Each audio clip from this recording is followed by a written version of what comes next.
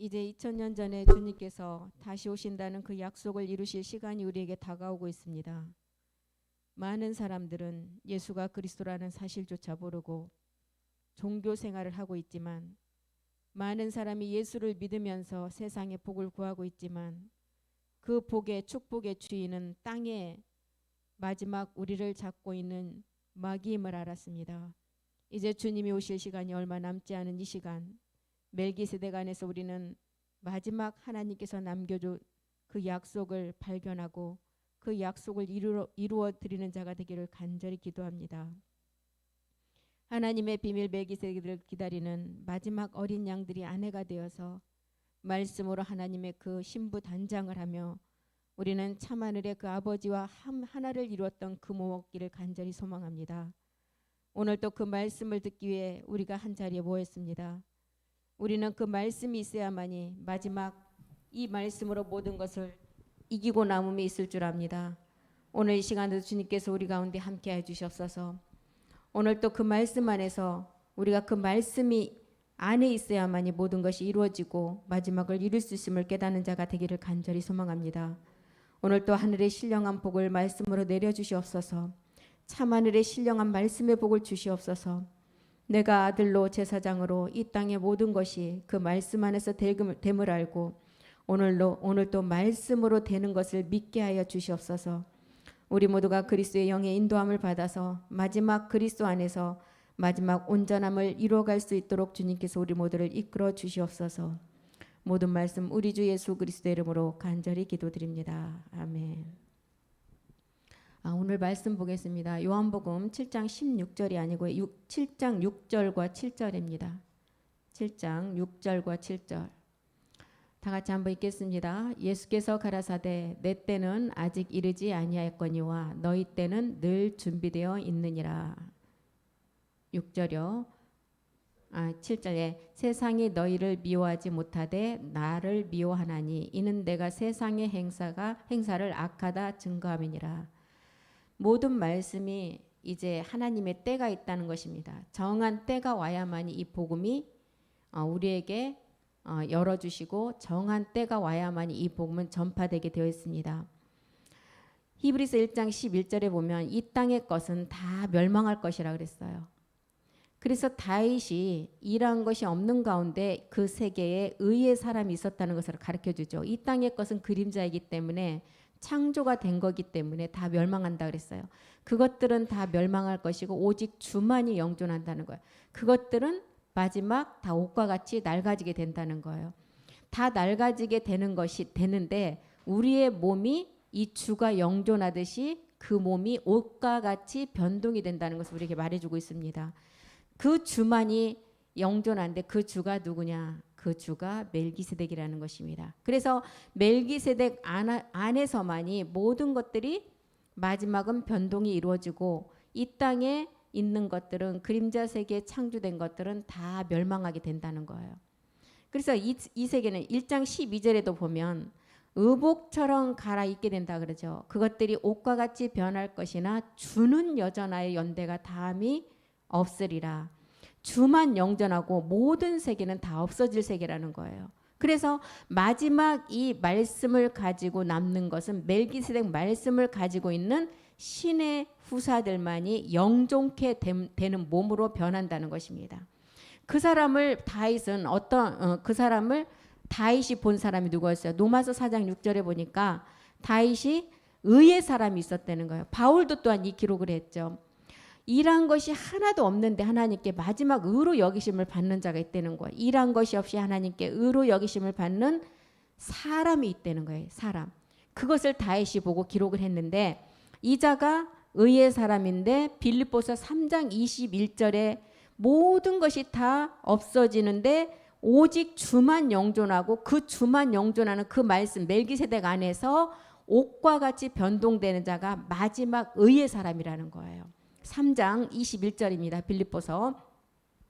우리 그리스도의 영이 온 낮은 몸에 마지막 영광의 몸으로 변동이 된다는 거예요. 그가 만물을 자기에게 복종케 하실 수 있는 자의 역사로 우리의 낮은 몸을 자기 영광의 몸의 형체와 같이 변케 한다는 거예요.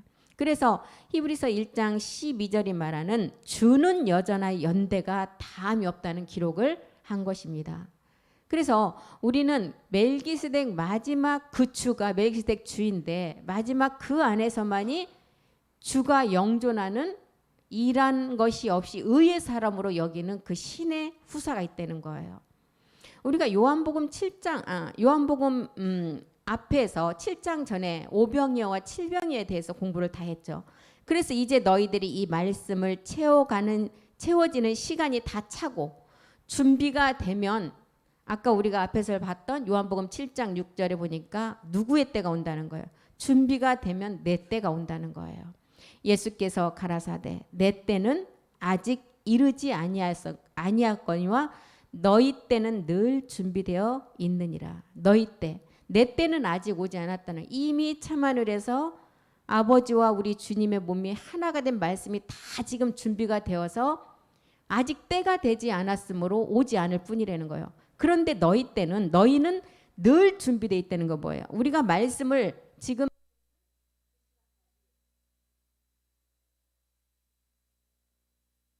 온전히 채워가라는 것입니다.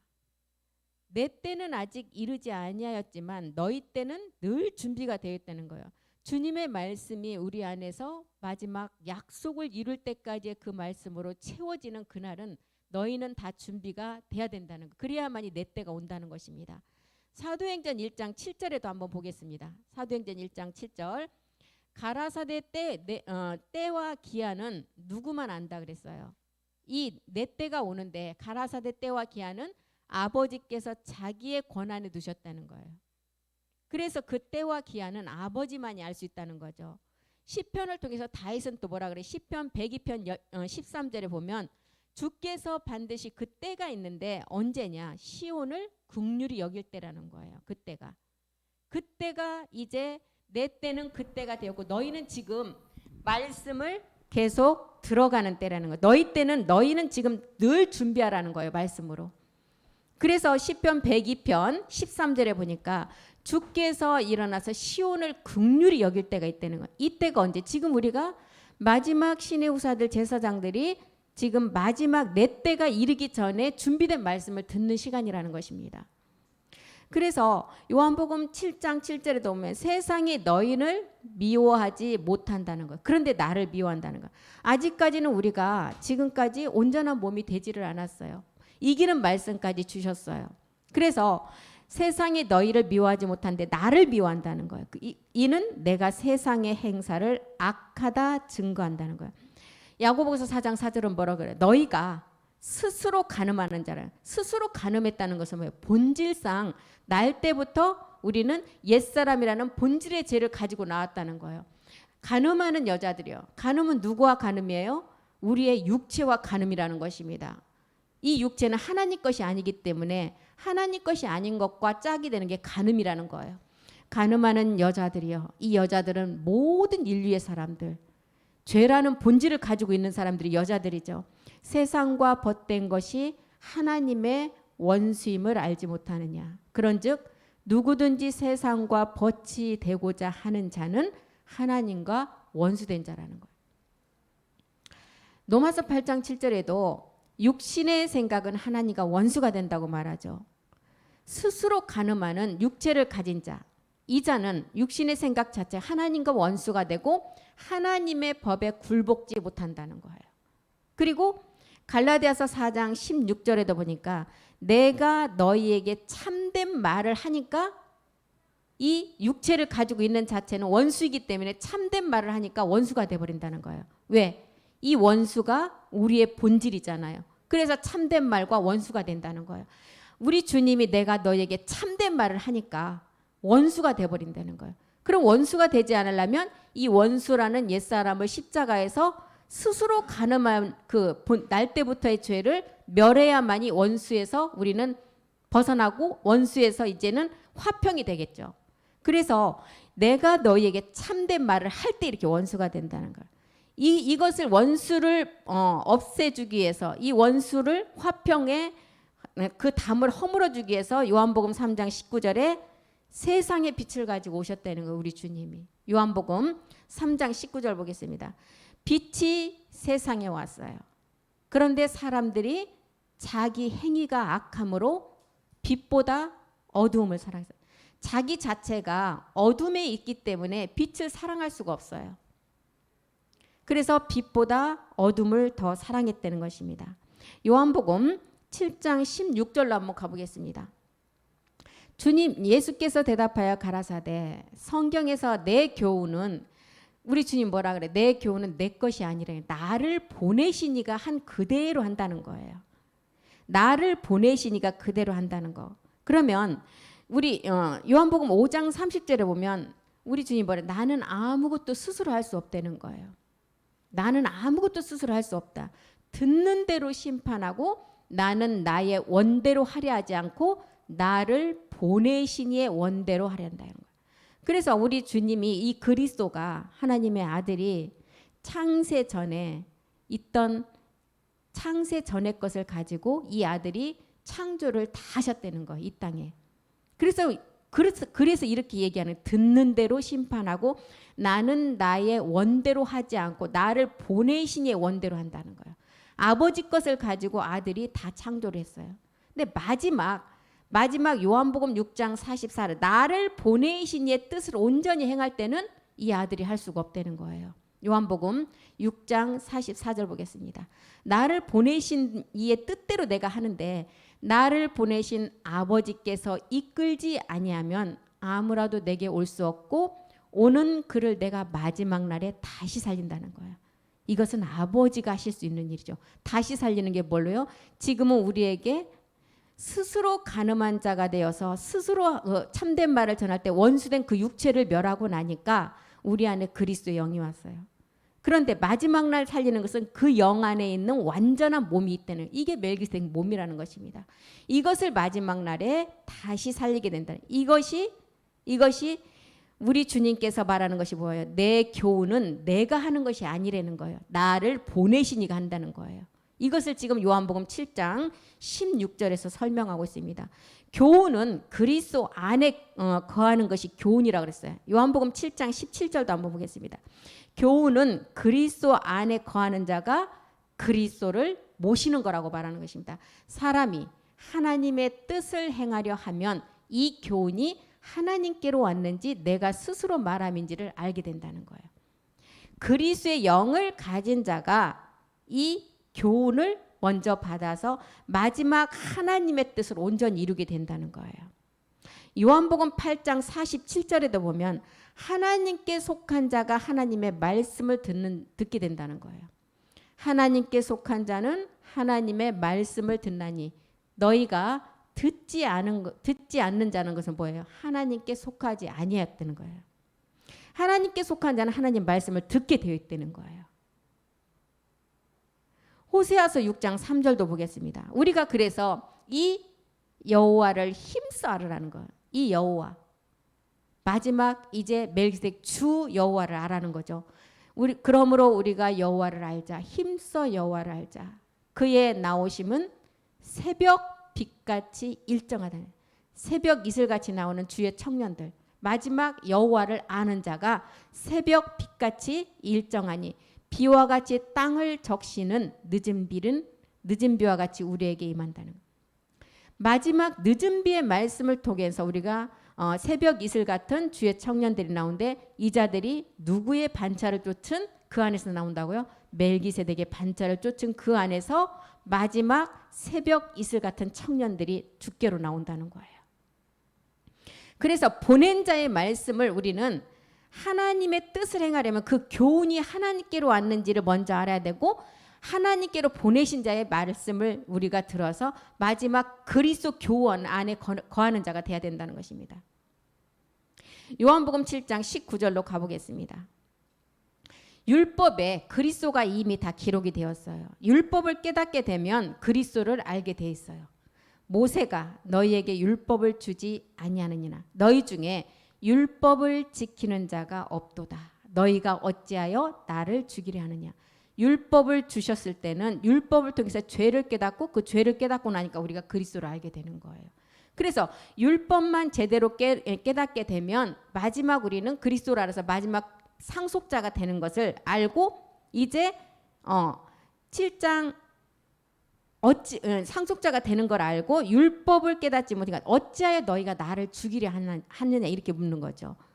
요한복음 12장 34절에 보니까 율법의 그리스도가 분명히 증거가 되어 있어요. 율법을 깨닫지 못하니까 마지막 우리 주님이 십자가에서 마지막 상속자가 되는 것을 알지 못하고 죽이려 한다는 거예요. 이에 무리가 대답하되 우리는 율법에서 그리스도가 영원히 계신다함을 들었거늘 너는 어찌하여 인자가 들려야 하리라 하느냐. 율법의 그리스도가 이미 영원히 계시는 것을 이미 기록을 해놨다는 거예요. 그래서 율법을 깨닫지 못하니까 율법을 우리에게 줘서 율법의 죄를 깨닫고 마지막 율법을 완성해야 되는데 깨닫지 못하니까 마지막 상속자 예수를 어디에 죽였어요? 십자가에 죽여버리는 거예요. 마가복음 12장 7절도 한번 보겠습니다. 마가복음 12장 7절. 마지막 상속자는 누구예요? 우리 주님이 먼저는 십자가에서 주와 그리스도가 되시고 맏아들이 되셨고 마지막 상속자는 우리를 말하는 것입니다. 자 농부들이 서로 말하되 이는 상속자다. 죽이자는 거예요. 그러면 그 유업이 우리 것이 된다. 그 유업은 이 땅에 혈과 육이 있는 자는 하나님 나라의 유업을 절대로 받을 수 없다 그랬습니다.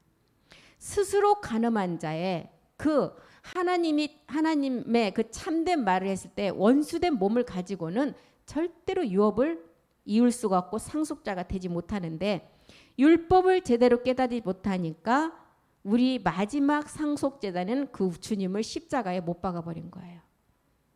그런데 사망의 고통에서 누가 살리셨어요? 생명으로 우리 하나님이 살리셔버렸잖아요. 그리고 주와 그리스도가 되시고 맏아들 그리스도가 되셨고 우리 마지막 이제 두 번째 상속자 동생들을 찾기 위해서 이 말씀을 지금 보좌에서 내려준다는 것입니다. 이렇게 말씀을 우리에게 다 마지막 상속자의 말씀을 우리에게 다 주시는데 요한복음 7장 32절에 보니까 간원들, 바리새인들, 대제사장들이 이것을 대제사장과 바리새인들이 그를 잡으려고 하속인을 보내서 어떻게 해요? 주와 그리스도만을 대적하는 누구라는 거예요? 관원들 그리고 예수께서 대답하여 무리에 수군거린 것이 바리새인들에게 들린지라. 대제사장과 바리새인들이 그를 잡으려고 하속들을 보낸다. 누구를 잡으려고요? 우리 주님을 잡으려고. 사도행전 4장 26절에도 보면 관원들이 마지막 주와 그리스도를 대적한다 그랬어요. 정말 신분이 낮은 자리에 있고 그런 사람들은 대적하지 않는다는 거예요. 세상의 군왕들이 나서며 관원들이 함께 모여 주와 그리스도를 대적한다는 거예요. 시편 2편 2절도 한번 보겠습니다. 마지막 예수께 수군거리는 바리새인들이 이제 우리 주님을 잡아서 십자가에 못 박으려 할 때 세상의 군왕들이 나서고 관원들이 서로 꾀하여 여호와와 그 기름 받은 자를 대적한다는 거예요. 이런 자들에게 마태복음 23장 13절에는 뭐라 그래요? 이제 마지막 이 말씀이 전해질 때 세상의 군왕들과 관원들이 이제 천국 문을 닫아놓고 자기도 못 가려고 하는 자까지 다 막는다는 거예요. 화 있을진저 외식하는 서기관들과 바리새인들이여 너희는 천국 문을 사람들 앞에서 닫고 너희도 들어가지 않고 들어가려 하는 자도 들어가지 못하게 한다는 거예요. 이제 우리 주님은 처소를 다 예비하셨어요. 2000년 전에 처소를 예비하시고 이제 2000년 후가 되시니까 우리에게 그 말씀을 드러내시고 이제 뭐라 그래요? 요한복음 7장 33절로 가보면 예수께서 이르시되 내가 너희와 함께 조금 더 있다가 나를 보내신 이에게로 돌아가겠노라. 주님이 처소를 예비하시고 조금 있으면 나를 보지 못하고 조금 있으면 나를 본다 그랬어요. 이 말은 무슨 말이에요? 조금 있으면 나를 보지 못한다. 처소를 예비하러 가시는데 십자가로 가서 조금 있으면 십자가의 죽음 때문에 나를 보지 못하고 조금 있으면 다시 나를 본다는 거예요. 완전한 몸을 가지고 너희가 이제 나 있는 곳에 너희도 나와 함께 있게 한다는 거예요. 그래서 예수께서 이르시되 내가 너희와 함께 조금 더 있다가 나를 보내신 이에게로 돌아간다는 거예요. 요한복음 17장 13절에도 보겠습니다. 요한복음 17장 13절이요. 지금 내가 아버지께로 가오니 내가 세상에서 이 말을 하옵는 것은 저희로 내 기쁨을 저희 안에 충만히 가지게 하려 함이니라. 내가 아버지께로 가는 목적이 뭐라고요? 저희로 내 기쁨을 저희 안에 충만하게 가지게 하기 위해서. 요한복음 16장 5절도 보겠습니다. 16장 5절. 지금 내가 나를 보내신 이에게로 가는데 너희 중에서 나더러 어디로 가느냐 듣는 자가 없고 묻는 자가 없는 거죠. 묻는 자가 없고. 우리 주님은 지금 나를 보내신 이에게로 갈 때, 이 말씀은 베드로도 똑같이 했잖아요. 베드로가 주님이 십자가로 가려 할 때 베드로의 고백이 주는 그리스도시요 살아계신 하나님의 아들이라고 고백 최초로 하신 분, 한 사람 베드로인데 십자가로 갈 때는 뭐라 그래요? 가시면 안 된다고 막잖아요. 그럴 때 우리 주님 뭐라 그래요? 베드로 안에 있는 사단에게 사단아 물러가라. 우리 주님이 십자가로 가시지 않으면, 지금 나를 보내신 이에게로 가지 않으면 마지막 하나님의 뜻하는 마지막 그 맏아들과 함께하는 아들들의 그 구원자가 나올까요? 상속자가 나오지 못한다는 거예요.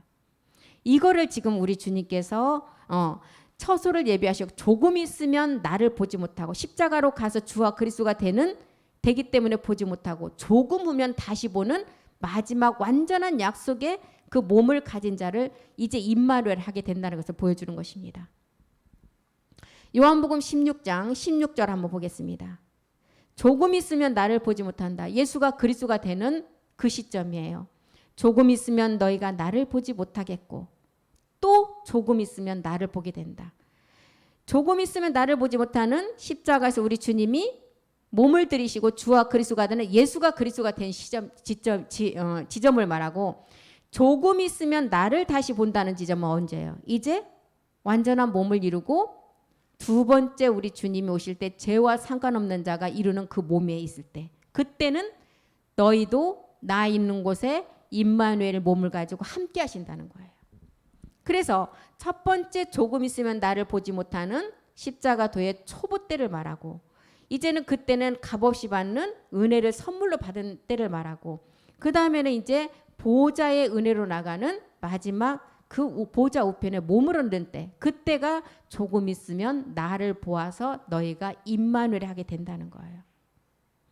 그래서 예수에서 진리 그리스도로 나가서 우리 주님의 생명이 똑같은 자가 지금 조금 있으면 나를 보게 되는 그 몸과 함께 한다는 거예요. 요한복음 7장 34절 보겠습니다. 너희가 조금 있으면 나를 보지 못하는 십자가의 죽음이 없으면 너희가 나를 찾아도 만나지 못한다는 거예요. 그리고 나 있는 곳에 오지도 못한다. 조금 있으면 너희가 나를 보지 못하는, 반드시 우리 주님이 십자가로 가서 십자가에서 그 몸을 들이셔야만이 나 있는 곳에 갈 수 있는 임마누엘 된 몸을 다시 얻을 수가 있다는 거예요. 그래서 요한복음 14장 3절에 내가 가서 너희를 위해서 처소를 예비하면 그 다음에 내가 다시 와서 너희를 내게로 영접하여 나 있는 곳에 너희도 있게 하게 된다는 거예요. 우리 주님 아버지를 통하지 않고는, 요한복음 14장 6절에도 뭐라 그래요? 너희가 나를 찾다가 십자가에서 그 믿음의 행함을 하지 않고 이제 그 예수에서 머물러 있으면 나를 찾다가는 죄 가운데 죽는데, 아버지께로 나로 말미암지 아버지께로 말미암지 않고는 그 길로 올 수가 없다는 거예요. 내가 곧 길이요 진리요 생명이니 나로 말미암지 않고는 아버지께로 올 자가 없다는 것이 지금 가르쳐주고 있는 것입니다. 먼저는 그리스도를 아는 초보 젖먹이에서 반드시 단단한 식물을 먹는 말씀을 알아서 이제 지각을 사용하고 선악을 분별하는 그 단계까지 가야만이, 아까 요한복음에서 내가 이제 아버지께로 간다고 하니까 그 말을 알아듣지 못한다는 거예요. 그러니까 초보 단계에서 말씀을 하고 그 다음 단계 단단한 식물을 먹는 말씀의 단계로 가야만이 이 말씀이 무슨 말인지 알아들을 수가 있다는 거예요. 그래서 요한복음 7장 36절에도 보면 나를 찾아도 만나지 못할 것이요 나 있는 곳에 오지도 못한다는 거예요. 예수에서 머물러 있으면 만나지 못할 것이고 나 있는 곳에 우리 주님은 이미 처소를 예비하고 다시 와서 우리를 나 있는 곳에 함께 하려면은 이제는 완전한 하나님의 마지막 하나님과 함께 할 수 있는 임마누엘 되는 영원한 그 생수의 강의를 영원히 목마르지 않은 그 몸이 이루어지지 않으면 나 있는 곳에 오지 못한다는 것을 가르쳐주고 있는 것입니다. 그래서 요한복음 6장 52절에서는 뭐라 그래요? 유대인들이 서로 다투어 가서 이 말이 너무 어렵다는 거예요. 요한복음 6장 52절 보겠습니다. 이러므로 유대인들이 서로 다투어 가로되 이 사람이 어찌 능히 제 살을 우리에게 주어 먹겠느냐. 이 살 얘기를 하니까 어떻게 우리가 살을 먹느냐는 거예요. 우리는 초보 단계에서 십자가에서 옛사람을 멸하고 믿음의 행함을 했을 때 그리스도의 영이 왔어요. 이 살은 뭐예요? 우리 주님의 몸이에요. 몸의 말씀을 들려줄 때 이 살을 어떻게 먹냐고 이렇게 반문하는 것입니다. 도통 말씀을 알아듣지 못한다는 거예요. 60절도 보겠습니다. 6장 60절. 제자 중 여럿이 듣고 말하되 이 말씀은 어렵도다. 누가 들을 수 있느냐 하매. 우리는 하나님의 뜻은 첫 것을 폐하고 둘째 것을 온전히 세우는 것이라고 했습니다. 그래서 하나님의 뜻을 행하는 교훈, 그리스도 안에 거한 자가 마지막 끝날에 전해지는 영원히 목마르지 않은 생수를 마시게 된다는 거예요. 요한복음 7장 37절에도 뭐래요? 명절 끝날에 전해지는 말씀. 명절날이면 우리 세상 그림자 속에서도 명절날 음식이 평소 때보다 얼마만큼 더 있어요. 엄청나게 많이 있죠. 명절 끝날 큰날 마지막 말씀이 쏟아져 나오는 때를 바래요. 큰 날에 예수께서 서서 외쳐 가라사대 누구든지 목마르거든 내게로 와서 마시라. 누구든지 목마르거든 내게로 와서 마시라는 거예요. 마지막 끝날에 전해지는 말씀을 들으려면 그러면 첫 번째 단계가 먼저는 이루어져야 되겠죠. 그래야만이 마지막 끝날에 전해지는 이 생수를 마실 수가 있다는 거예요. 생수는 영원히 목마르지 않은 무리의 말씀이에요. 7장 38절도 보겠습니다.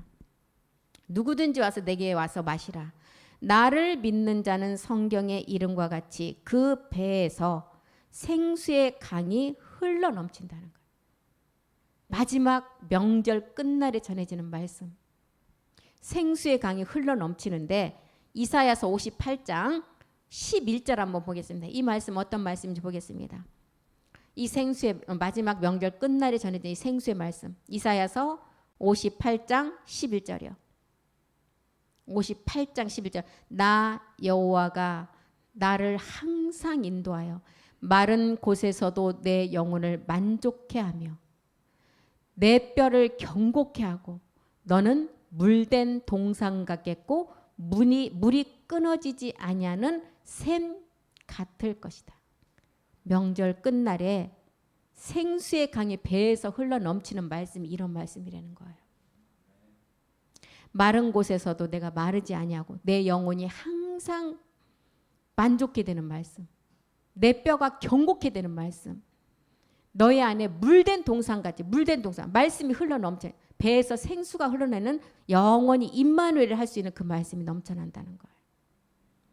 그래서 주님을 믿는 자는 이 생수의 강이 첫 번째는 믿음의 부활을 통해서 그리스도 영이 먼저 왔어요.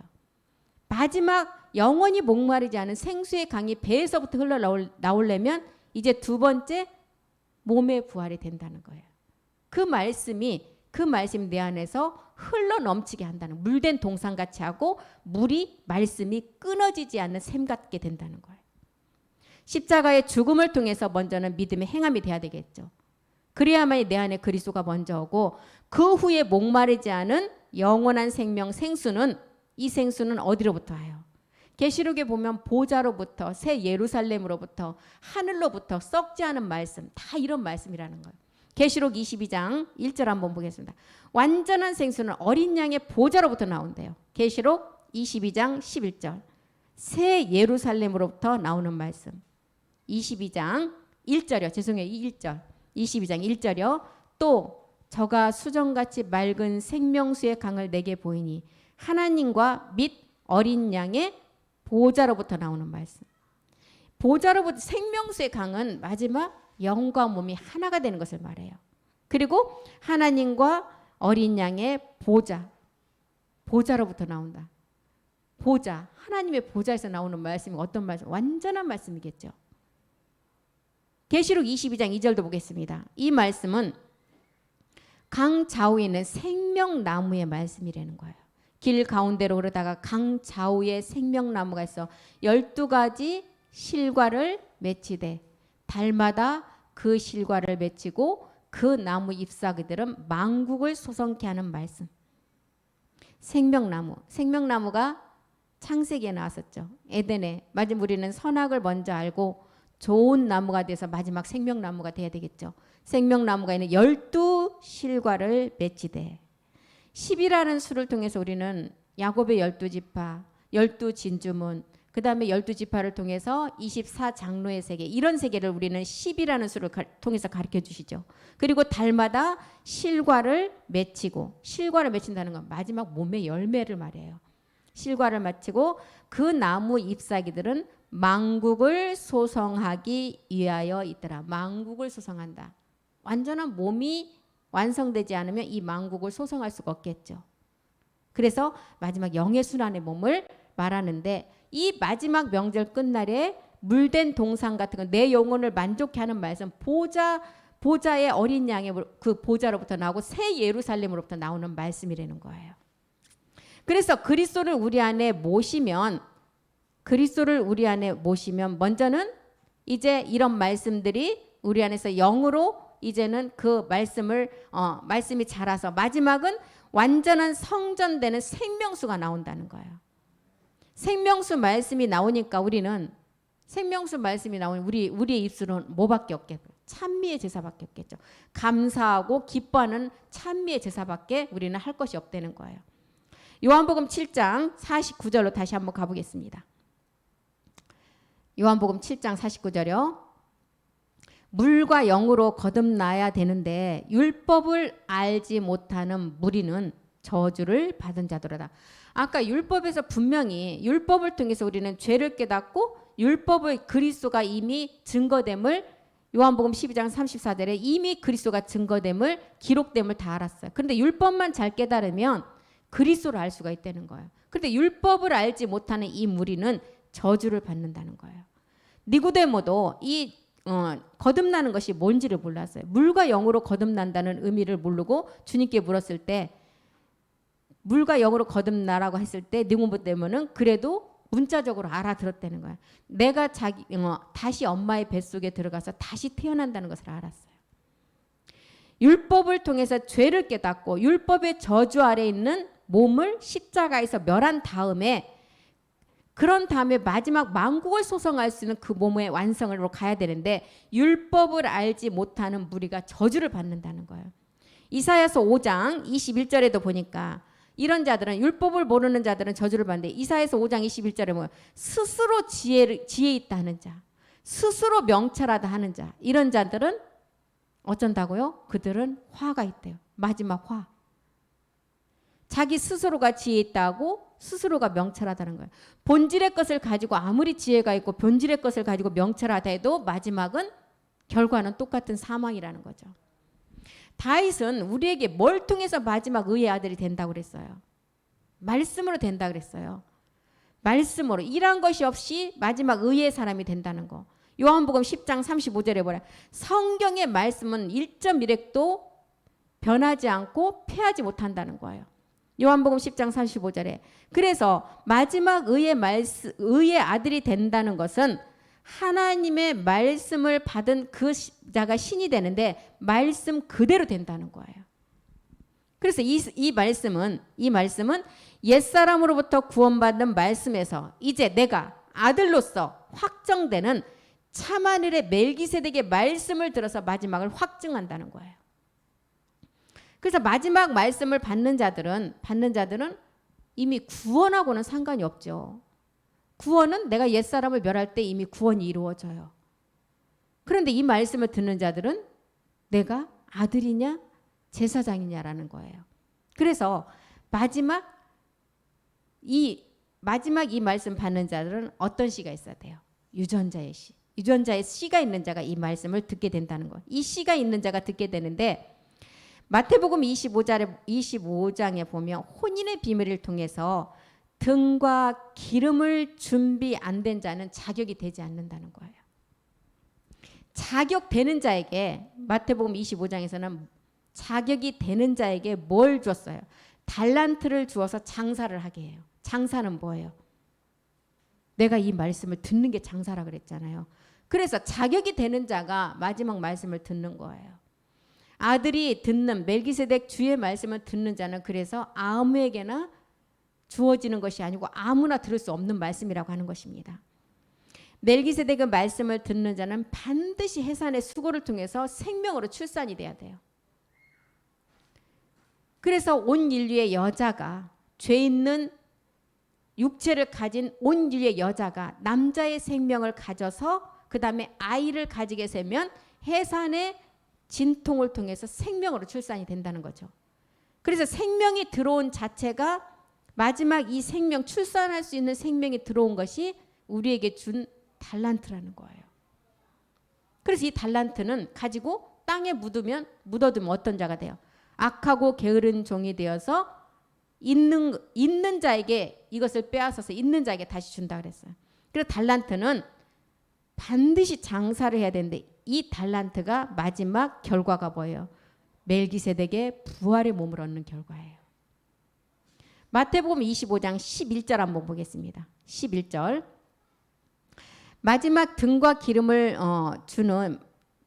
준비하는 마지막 하나님의 아들들에게 11절에 보니까 이런 자가 있어요. 그의 남은 처녀들이 와서 가로되 주여 주여 우리에게도 열어주셔서. 마지막 아들을 가려내는 이 자리에 이제 남은 처녀들이 와서 문을 열어달라는 거예요. 아들이 아닌 자가 들으면 이 말씀은 멜기세덱 주의 말씀은 아무에게나 들을 수도 없고 아들이 아닌 자가 들으면 가룟 유다처럼 우리 주님을 순식간에 은 30에 팔아넘기는 자가 된다는 거예요. 마태복음 25장 13절에도 그래서 뭐라 그래요? 아들이 아닌 자가 들으면 절대 안 되기 때문에 너희는 깨어 있으라. 너희는 그날과 그 시를 알지 못한다. 너희는 아무도 이 세계는 아무도 알 수 없는 세계라는 거예요. 15절에 각각 그 재능대로 이 달란트를 준다는 거예요.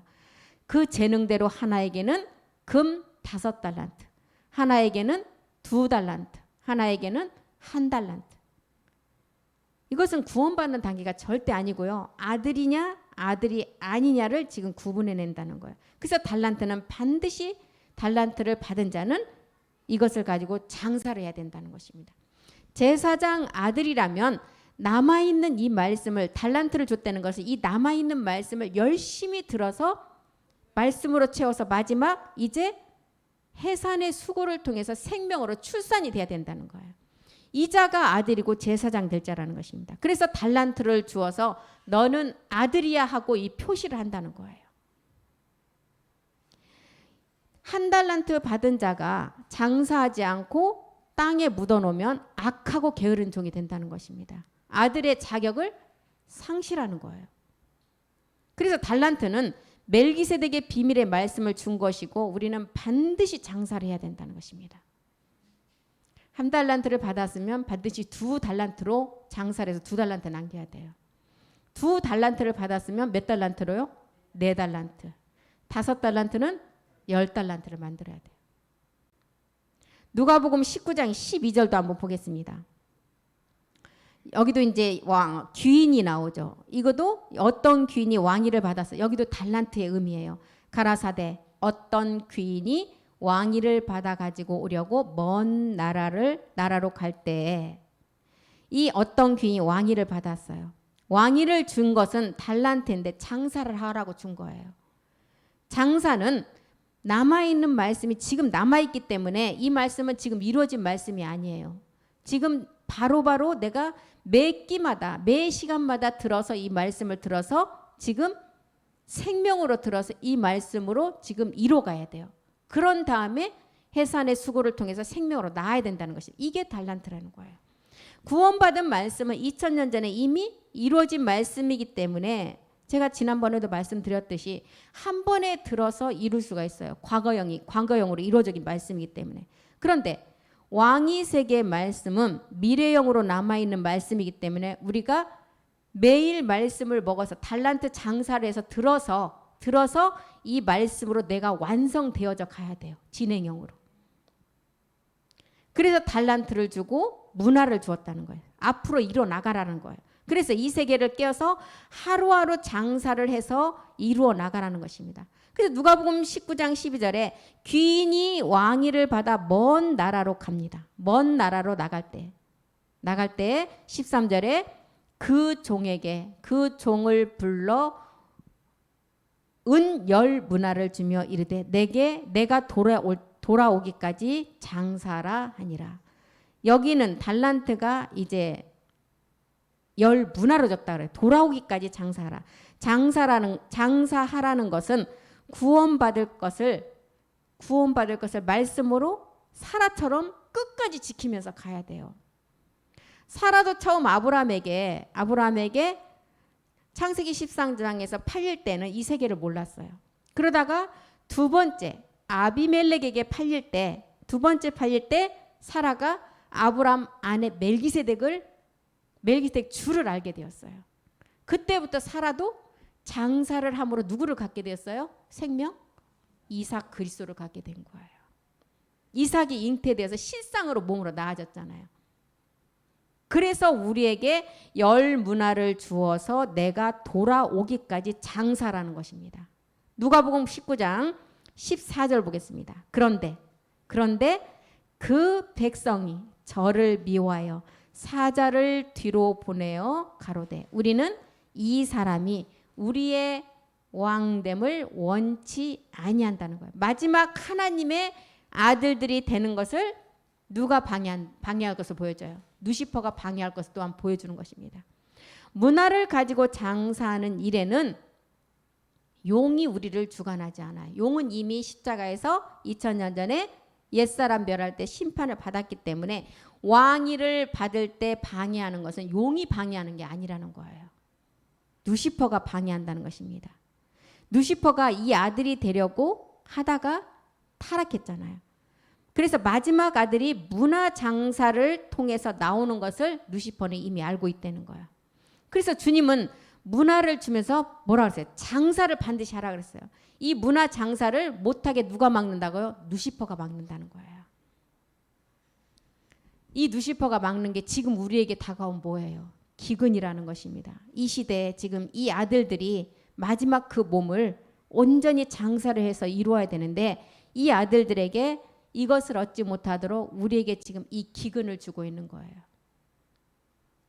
그래서 이방인들에게는 이 기근을 주고 유대인들에게는 뭘 줘요? 7년 환란을 주고 우리 이방인들에게는 마지막 몸을 얻게 하기 위해서 그것을 방해하는 누시퍼를 통해서 이 기근을 준다는 것입니다. 그래서 우리는 내일 주님이 오신다 해도 오늘 제가 하고 있는 일을 열심히 하면서 말씀으로 준비해야 돼요. 우리가 이 일을 열심히 해야 누시퍼의 그 덫에 걸려들지가 않는다는 것입니다. 에베소서 6장 11절은 뭐라 그래요? 누시퍼는 왕됨을 방해한다는데 에베소서 6장 11절에 이 마귀의 괴계를 우리는 이제 대적하기 위해서는 전신갑주를 입으라는 거예요. 마귀의 계계를 능히 대적하기 위해 하나님의 전신갑주를 입으라. 이 전신갑주가 말씀의 전신갑주. 마지막 달란트와 문화를 받은 자가 장사를 열심히 해서 이 전신갑주의 말씀으로 입어야만이 마지막을 완성할 수 있다는 거예요. 말씀으로 입는 옷이에요. 전신갑주가. 에베소 6장 12절도 보겠습니다. 우리의 싸움은 혈과 육이 아닌 왕됨을 싫어하는 악한 괴계와의 싸움이라는 것입니다. 우리의 싸움은 혈과 육에 대한 것이 아니오 정사와 권세와 어둠의 세상 주관자들과 하늘에 있는 악한 영들과의 싸움이에요. 아까 문화를 받고 장사하는 자들에게 왕됨을 싫어하기 때문에 마지막 방해한 자가 있었잖아요. 그래서 우리의 씨름은 혈과 육에 대한 씨름이 아니라는 거예요. 그래서 이 야곱이 이 싸움을 이기고 나온 자죠. 야곱이. 우리는 마지막 야곱의 성전을 완성하려면 야곱이 하나님이라 칭하는 그 천사와 겨뤄서 이기고 나온 것처럼 우리도 문화 장사를 이기고 나와야만이 마지막 그 왕됨을 싫어하는 누시퍼의 그 이기고 마지막 출산할 수가 있다는 거예요. 그래서 전신갑주를 취하고 6장 13절에는 이제는 악한 날에 누구를 대적하기 위해서 능히 대적하는 자가 누구예요? 악한 날에 누시퍼를 대적하고 완전하게 서게 하기 위함이라죠. 그러므로 하나님의 전신갑주를 취하라. 취하는 이유는 이는 악한 날에 너희가 능히 대적하고 모든 일을 행한 후에 서기 위함이라는 거예요. 멜기세덱의 문화와 달란트를 받은 여자가 이제는 아내에서 아들이 될 자로 유전자를 온전히 그 씨 유전자를 가지고 이제는 문화 장사를 열심히 해서 보여지는 세계에서는 10달 만에 낳지만 이제 우리가 12달 동안의 장사를 해서 마지막 출산을 해야 된다는 것입니다. 이 장사를 할 때만이 생명으로 자라갈 수가 있다는 거예요. 이 장사를 하지 않으면 절대 생명으로 자라갈 수가 없다는 것입니다. 여자 안에 생명이 들어왔다면 반드시 낳는 날짜가 정해져 있어요. 우리도 그리스도의 영이 와서 지금 이미 잉태된 자들이에요. 그럼 낳는 날이 정해져 있어요. 끝까지 장사를 잘 해야만이 나을 수가 있어요. 장사를 하지 않으면 씨가 잉태가 되었어도 어떻게 돼요? 유산돼 버려요. 우리는 끝까지 문화 장사, 달란트 장사를 잘해서 마지막 생명의 그 생명을 기쁨으로 출산해야 된다는 것입니다. 장사를 잘하면 로마서 4장 6절이 말하는 다윗이 본 마지막 일한 것이 없는데 마지막 의로 여기는 사람이 마지막 그 사람이 된다는 거예요. 일한 것이 없이 하나님께 의로 여기심을 받는 사람. 이 자가 어떤 자예요? 문화 장사, 달란트 장사를 잘하는 마지막 그 아들을 보고 다윗이 그 아들을 보고 기록했다는 거예요. 다윗은 시편을 통해서 이 신들을 보고 여호와 앞에서 그 신들을 보고 찬양했다는 거예요. 다윗뿐만 아니라 누구도 그들을 보고 찬양했어요? 우리 믿음의 선진들도. 믿음의 선진들도 자기들에게는 증거만 주었을 뿐 약속은 자기대가 아니는 것을 알고 마지막 약속을 받을 자들이 나와야 자기들도 몸을 얻기 때문에 다윗처럼 그 신들 우리를 보고 기뻐 찬양을 분명히 했습니다. 우리는 이 땅에서 반드시 이 부활의 생명을 가지고 가야 돼요. 살아서 그래서 나는 부활이요 살아서 요한복음 11장 26절에 뭐라 했어요? 죽어서 가는 부활이 아니라는 거예요. 요한복음 11장 26절 보겠습니다. 무릇 살아서 나를 믿는 자가 영원히 죽지 않은 부활의 몸을 얻을 수가 있다는 거예요. 그래서 다윗의 소망은 뭐였어요? 다윗은 하나님의 성전을 짓는 것이 소망이었어요. 그런데 자기가 성전을 짓지 못하고 누가 지었어요? 아들 솔로몬을 통해서 최초의 성전을 지었죠. 그런데 다 솔로몬을 통해서 지었는데 솔로몬이 지은 성전도 다윗을 뭘 깨달았어요? 이것도 진짜가 아닌 그림자 성전임을 깨달았다는 거예요.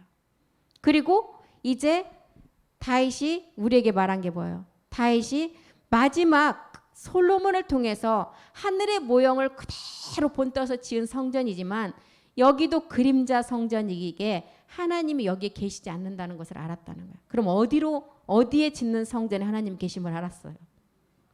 말씀으로 지은 몸으로 된 성전에 하나님 계심을 다윗도 알았다는 거예요. 전도서 아가서 기록이 이 기록입니다. 이 기록이에요. 그래서 마지막 나오는 신의 아들들이 이 성전의 완성됨을 알고 다윗이 시편을 통해서 신들 앞에서 찬양하고 기뻐했다는 것을 기록한 것입니다.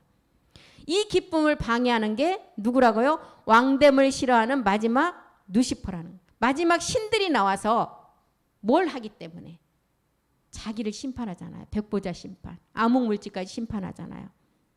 그렇기 때문에 누시퍼는 마지막 왕이 되는, 왕됨을 싫어하는 그것을 알고, 그 마지막 아들들이 나와서 마지막 백보자 심판하는 것을 알고 이것을 방해한다는 거예요.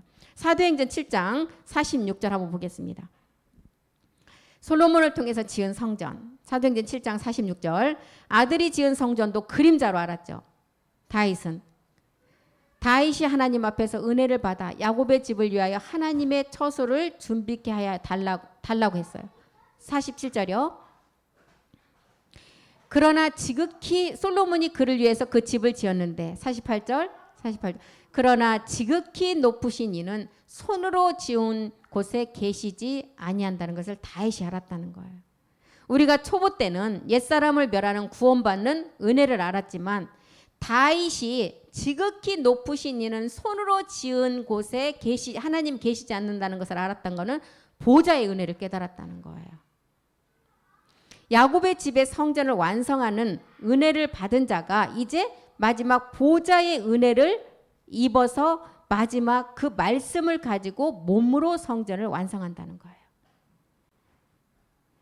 다윗이 하나님 앞에서 은혜를 받아서 야곱의 집을 위하여 하나님 처소를 준비케 해달라고 기도했어요. 그래서 하나님의 처소를 완성하는 것은 그림자 성전에는 절대로 하나님이 계시지 않고 마지막 말씀을 가지고 몸으로 지은 그 성전에 계심을 알았다는 거예요. 하나님이 안식할 처소는 건물이 아니라는 것을 알았죠. 말씀으로 몸에 지어지는 성전임을 알았다는 거예요. 우리가 이 성전을 지으려면 반드시 우리 안에 뭐가 있어야 되겠어요? 성전 지을 수 있는 말씀이 있어야 되겠죠. 이 땅에도 건물을 지을 때 건물 지을 수 있는 재료들이 있어야 되잖아요. 우리는 지을 수 있는 재료가 이 말씀이라는 거예요. 십자가의 도의 말씀이 반드시 있어야 되겠고, 두 번째는 보좌로 나가는 마지막 물된 동상 같은 영혼을 만족해 하는 말씀, 뼈를 경고케 하는 그런 말씀이 있어야 된다는 것입니다. 그래서 우리는 반드시 마지막 우리는 십자가의 도를 받는 초보에서 머무르지 아니하고 거기에 머물러 있으면 너희가 나를 찾다가 나 있는 곳에 오지 못한다는 거예요. 반드시 내가 그리스도라는 것을 알고 이제 그리스도 영이 온 자가 그리스도 영의 그 씨가 자라서 열매로 맺는 자가 마지막 온전한 몸을 완성하는 자가 된다는 것입니다. 우리는 이 말씀을 끝까지 인내해서 마지막 해산의 수고를 통해서 생명으로 출산하는 자가 돼야만이 하나님의 아들들이라고 했습니다. 달란트를 우리에게 주었다는 것은 반드시 장사를 하라고 준 것입니다. 이 장사가 뭐예요? 우리가 나가서 수고하는 게 장사가 아니라는 것입니다. 말씀 열심히 듣고 내가 그 말씀 생명으로 자라가는 거예요. 이 생명으로 자라가야만이 생명으로 출산할 수가 있고, 이 씨가 잉태가 되었다 해도 생명으로 문화 장사, 달란트 장사를 하지 않고 자라가지 않으면 이 생명은 유산된다는 거예요. 그것을 우리에게 야곱의 12지파를 통해서도 보여주는 것입니다. 그래서 오늘 여기까지 하고 마치겠습니다. 기도하겠습니다. 하나님 고맙고 감사드립니다. 요한복음을 통해서 우리에게 마지막 성전을 어떻게 이루어가는가. 우리 주님은 세상 죄를 지고 이 땅에 오셔서 이제 내가 3일 만에 짓는 성전을 통해서 마지막을 완성하는 것을 보여주시고, 이제 너희가 마지막 이제 내가 문화 달란트를 주어서 장사를 하는 자가 마지막 생명으로 나아진다고 하셨습니다. 오늘도 그 말씀 안에서 우리가 그 생명 자체로 우리의 몸이 자라가기를 간절히 기도합니다. 그 생명은 내가 시간 그 영양분을 그 시간에 그 자리에서 먹지 않으면 생명으로 자랄 수가 없습니다. 우리 안에 잉태된 씨가 그 문화와 장사를 통해서 장사가 되지 않으면 그 생명 또한 유산될 수밖에 없을 것입니다. 오늘 또 마지막 남은 1시간 우리가 최선을 다해서 이 말씀 생명으로 자라가기를 간절히 기도합니다. 그 말씀이 우리를 이끌어가 주셨고 우리 안에 그리스도의 영이 이제는 완전한 몸을 얻는 멜기세덱 주의 말씀으로 온전하게 완전하게 자라갈 수 있도록 우리를 도우시고 함께하여 주시옵소서. 모든 말씀 우리 주 예수 그리스도의 이름으로 간절히 기도드립니다. 아멘. 수고하셨습니다.